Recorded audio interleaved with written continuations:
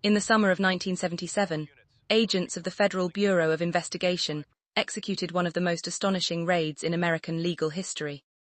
Armed with search warrants, federal agents stormed the heavily fortified headquarters of the Church of Scientology in Washington, D.C., and Los Angeles. What they seized from the file cabinets wasn't religious scripture. It was a massive, classified cache of stolen U.S. government documents, fake identification badges, wiretapping equipment, and internal memos detailing a sprawling criminal conspiracy. This was the climax of Operation Snow White, the largest single government infiltration in the history of the United States. To understand how a religious organization launched a full-scale espionage campaign against the U.S. government, we have to look back to the early 1960s. L. Ron Hubbard, a science fiction author turned founder of Scientology, lived in deep paranoia. He believed that world governments, particularly in the United States, were plotting to destroy his burgeoning movement. When the U.S. Food and Drug Administration raided Scientology headquarters in 1963 and seized tons of their electronic auditing devices called e-meters, Hubbard's paranoia hardened into doctrine. He created an internal intelligence agency known as the Guardian's Office, or G.O. Hubbard's core philosophy was simple and ruthless. Attack, never defend. Instead of fighting back purely through legal channels, the Guardian's Office decided to infiltrate the enemy from within.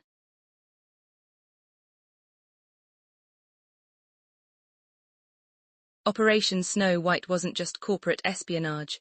It involved psychological warfare and targeted harassment against anyone the Church perceived as an enemy. The most notorious example was Project Target Dodal. Nathan Dodal was an assistant U.S. attorney who had prosecuted tax cases involving the Church. In retaliation, Guardian's Office operatives launched a vicious campaign to ruin him.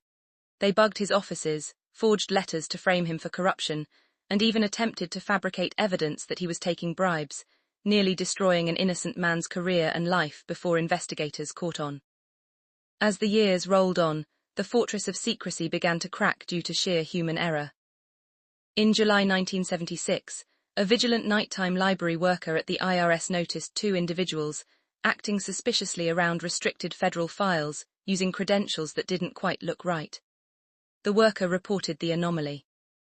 Federal investigators, already growing suspicious of mysterious data leaks and missing files across multiple departments, connected the dots.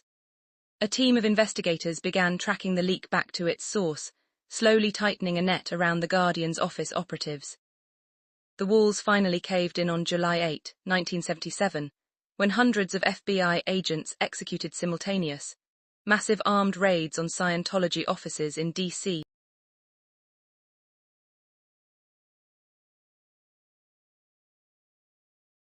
The aftermath of the raids was seismic. The FBI uncovered over 48,000 files of stolen government documents, along with reel-to-reel audio tapes of wiretaps placed inside government offices. The paper trail directly incriminated the leadership of the Guardian's Office. This led to the landmark federal criminal case, United States v. Mary Sue Hubbard.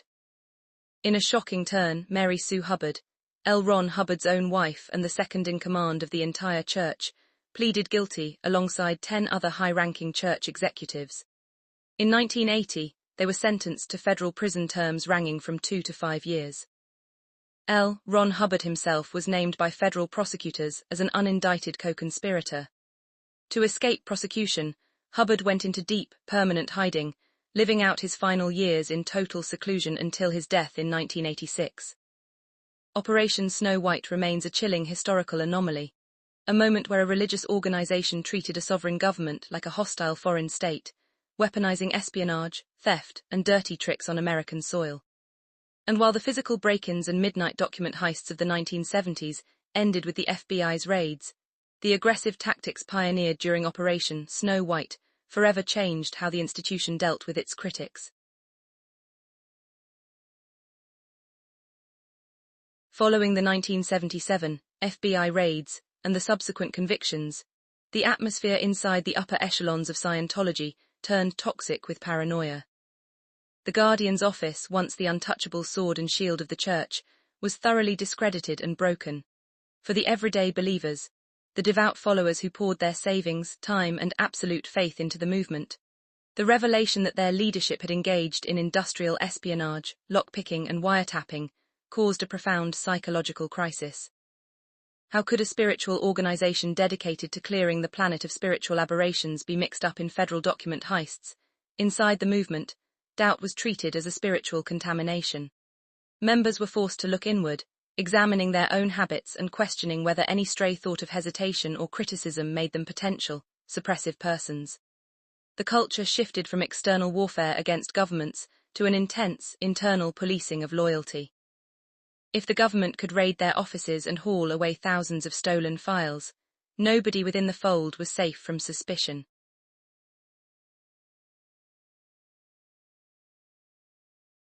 As the net tightened and his closest associates faced federal prison sentences, L. Ron Hubbard vanished. For the final decade of his life, the creator of Scientology became a ghost. He retreated into deep, absolute seclusion, living out of a succession of motorhomes and secluded ranches across California, constantly moving to evade any possibility of a subpoena or criminal indictment. The man who had once commanded public stages and lived a life of flamboyant adventure was reduced to a paranoid recluse. He communicated with his followers only through typed written orders and directives, handed down through a tight-knit cadre of young, intensely loyal aides known as the Commodore's Messenger Organization, CMO. During these lonely, isolated years, Hubbard grew increasingly detached from reality, obsessed with the idea that he was still being hunted by international intelligence agencies. When he finally passed away from a stroke in January 1986, he died a fugitive in practice, leaving behind a fractured paranoid empire desperately searching for a new direction. Into the power vacuum left by Hubbard's death stepped a teenager who had climbed the ranks with astonishing ruthlessness, David Miscavige. Joining the elite Sea Org as a young boy, Miscavige had become one of Hubbard's closest confidants during his final hidden years. He understood how the levers of power worked inside the organization better than anyone else. When Hubbard died, a bitter succession battle erupted. The old guard, including Pat and Annie Broker, who had controlled access to Hubbard in his final days, claimed they were the true inheritors of the founder's legacy. But Miscavige outmaneuvered them completely. Utilizing meticulous political maneuvering, internal purges, and absolute control over the narrative of Hubbard's final days, Miscavige systematically sidelined his rivals. By the late 1980s, he had consolidated total control. He established the Religious Technology Center, RTC, positioning himself not just as an administrator, but as the absolute ecclesiastical leader and ultimate authority of Scientology worldwide.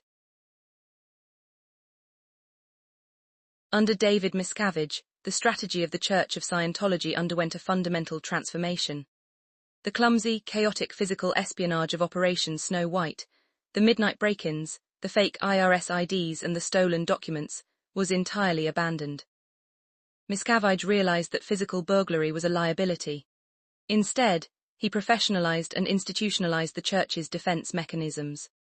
The crude tactics of the old Guardian's office were replaced by a multi-million-dollar legal apparatus, aggressive scorched earth litigation, and a web of strict corporate structures designed to protect church assets and silence critics legally. At the same time, life for those inside the church, especially members of the Sea Org living at compounds like Gold Base in California, grew increasingly grim. Former high-ranking executives who later defected described an atmosphere of intense psychological pressure, forced labor, and severe internal discipline overseen directly by Miscavige. The paranoia that began with Hubbard's early skirmishes with the FDA had now been codified into a rigid, unyielding corporate hierarchy.